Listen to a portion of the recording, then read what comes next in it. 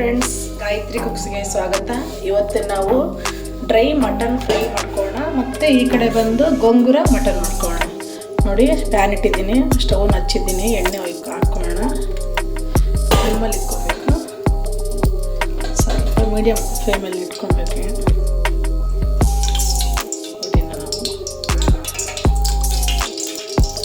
Mutton gongura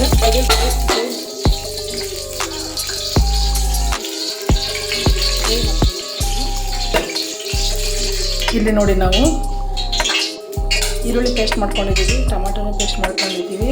gongura ಎಣ್ಣೆ ಹಾಕ್ಬಿಟ್ಟು first gongura ಎಲ್ಲ ತೊಳೆದು ಸೊಪ್ಪನ್ನ ಸ್ವಲ್ಪ ಎಣ್ಣೆ ಹಾಕಿ ಬಾಣಲೆಲ್ಲ ಫ್ರೈ ಮಾಡಿಕೊಂಡು ಮತ್ತೆ ಮಿಕ್ಸಿ ಹಾಕಿಬಿಟ್ಟು ನೋಡಿ ಪೇಸ್ಟ್ ಮಾಡಿ ಇಟ್ಕೊಂಡಿದ್ದೀವಿ ಈ ರೀತಿಯಾಗಿ.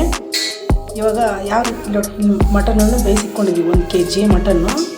ಇವಾಗ ನಾವು ಯಾವ ರೀತಿ ಮಾಡಬೇಕಂತ ನಾನು ತೋರಿಸ್ತೀನಿ ನೋಡಿ. ಇವಾಗ ಇದು ಗೋಂಗೂರ ಮಟನ್ಗೆ, ಇದು ಡ್ರೈ ಮಟನ್ ಫ್ರೈ. ಓಕೆನಾ? ಇದಕ್ಕೆ ಇವಾಗ ನಾವು ಈರುಳ್ಳಿ ಪೇಸ್ಟ್ ಹಾಕೋಣ. ನೋಡಿ, ಈರುಳ್ಳಿ ಪೇಸ್ಟ್ ನೋಡಿ ಫ್ರೈ ಆಗ್ತಾ ಇದೆ. ಇದು ಗೋಂಗೂರ ಮಟನ್ನು. ಇದು ನೋಡಿ,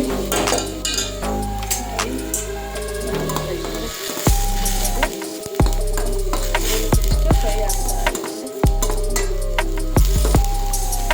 ಇದಕ್ಕೆ ಶುಂಠಿ ಬೆಳ್ಳುಳ್ಳಿ ಪೇಸ್ಟ್ ಹಾಕೋಣ. ನೋಡಿ,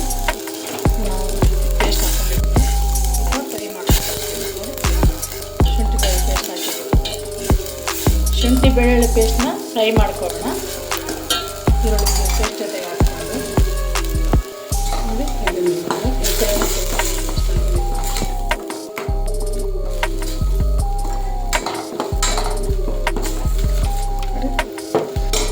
ಇದಕ್ಕೆ ಮಟನ್ ಹಾಕೋಣ. ಈ ಕಡೆ ನಾವು ಮಟನ್ ಹಾಕ್ಕೊಂಡಿದ್ದೀವಿ, ಡ್ರೈ ಫ್ರೈ ಮಾಡ್ಕೊಳ್ಳೋಣ. ಇವಾಗ ನೋಡಿ, ಇದಕ್ಕೂ ನಾವು ಈಗ ಮಟನ್ ಹಾಕೋಣ. ಮಿಕ್ಸ್ ಮಾಡಿದ್ದೀನಿ ನೋಡಿ, ಬೆಳ್ಳುಳ್ಳಿ ಪೇಸ್ಟ್, ಈರುಳ್ಳಿ ಪೇಸ್ಟ್ ಎಲ್ಲ ನೋಡಿ ಸ್ಲಿಮ್ಮ ಇಟ್ಟಿದ್ದೀನಿ, ಅದು ಫ್ರೈ ಆಗ್ತಾಯಿದೆ. ಇವಾಗ ಇದಕ್ಕೆ ಇವಾಗ ಮಟನ್ ಹಾಕೋಣ. ನೋಡಿ, ಹಾಕಿದ್ದೀನಿ, ಮಿಕ್ಸ್ ಮಾಡ್ಕೊಳ್ಳೋಣ. ಇವಾಗ ಇದಾಗಿ ಇದು ಇಷ್ಟು ಮಾತ್ರ ಫ್ರೈ ಆಗಿದೆ ಅಲ್ವಾ. ಇವಾಗ ಸ್ವಲ್ಪ ನಾವು ಟೊಮೆಟೊ ಪೇಸ್ಟ್ ಹಾಕೋಣ. ಇದಕ್ಕೆ ಸ್ವಲ್ಪ ಹಾಕೋಣ, ಫ್ರೈ ಅಲ್ವಾ. ಇವಾಗ ಇದಕ್ಕೆ ನಾವು ಮಿಕ್ಸ್ ಮಾಡ್ಕೊಳ್ಳೋಣ. ನೋಡಿ,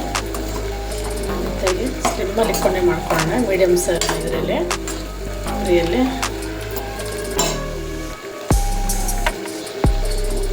ಮಟನ್ ಕೂಡ ಸ್ವಲ್ಪ ನೀರು ಬರುತ್ತೆ, ಅದೆಲ್ಲನೂ ಡ್ರೈ ಆಗಬೇಕು. ಯಾಕಂದರೆ ಇಲ್ಲಿ ಬರ್ತಿದೆ ನೋಡಿ, ಈ ರೀತಿಯಲ್ಲಿ ನಾನು ನೀರೇ ಹಾಕಿಲ್ಲ, ಮಟನ್ ಮಾತ್ರ ಹಾಕಿರೋದು. ಅದು ಈ ಥರ ನೀರು ಇದಕ್ಕೂ ಫ್ರೈ ಬಂದಿತ್ತು.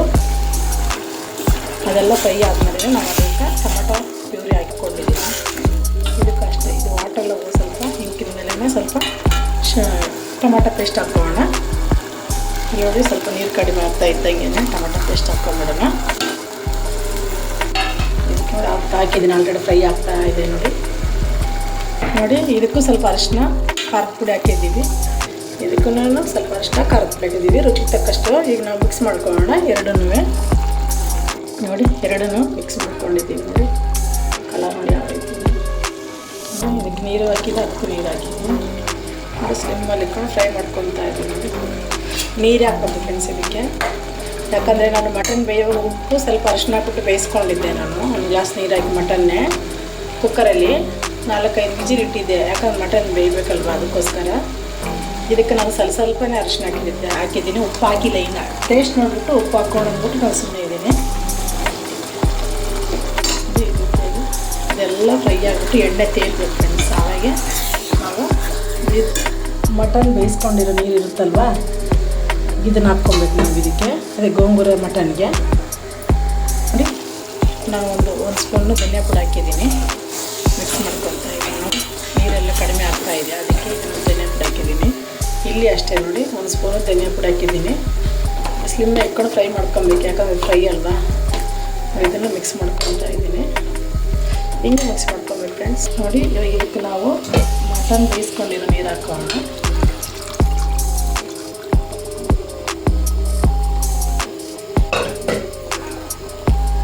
ಮಿಕ್ಸ್ ಮಾಡ್ಕೊಳ್ಳೋಣ. ಮಟನ್ ಬೇಯಿಸಿರೋ ನೀರು ಹಾಕ್ಕೊಂಡು ಈಗ ಮಿಕ್ಸ್ ಮಾಡ್ಕೊಬೇಕು.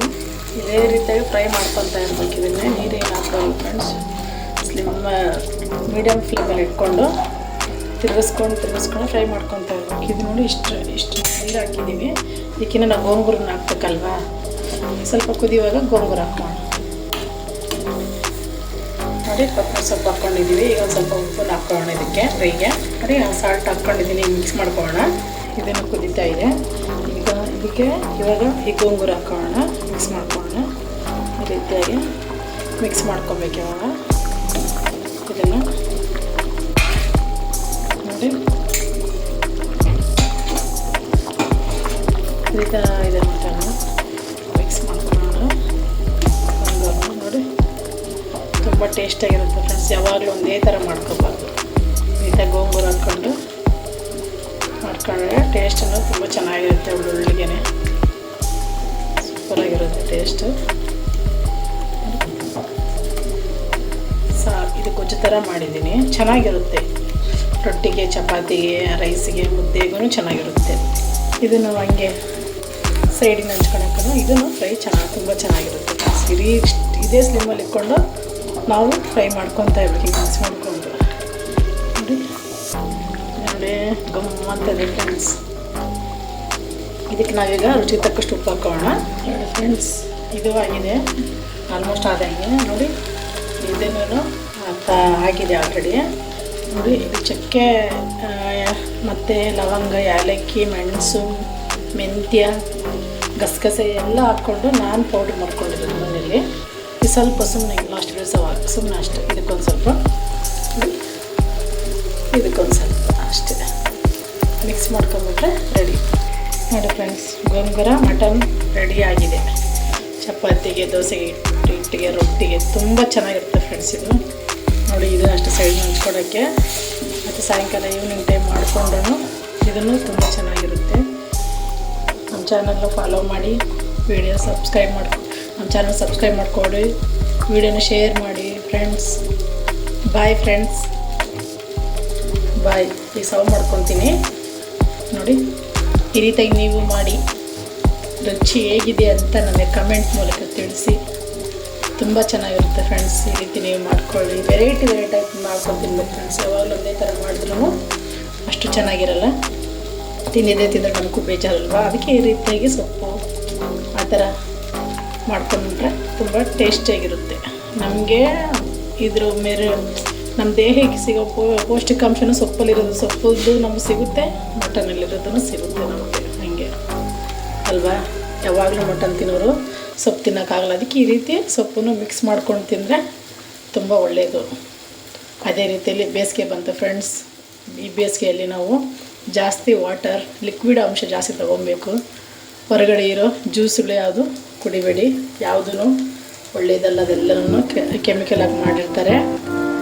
ಅದಕ್ಕೋಸ್ಕರನೇ ಮನೆಯಲ್ಲಿ ಮಜ್ಜಿಗೆ ಮಾಡ್ಕೊಂಡು ಕುಡಿ, ಲೆಮನ್ ಜ್ಯೂಸ್ ಮಾಡ್ಕೊಂಡು ಕುಡಿ, ಫ್ರೂಟ್ಸ್ ತಗೊಂಡ್ಬಿಟ್ಟು ಮನೇಲಿ ಮಾಡ್ಕೊಂಡು ತುಂಬ ಚೆನ್ನಾಗಿ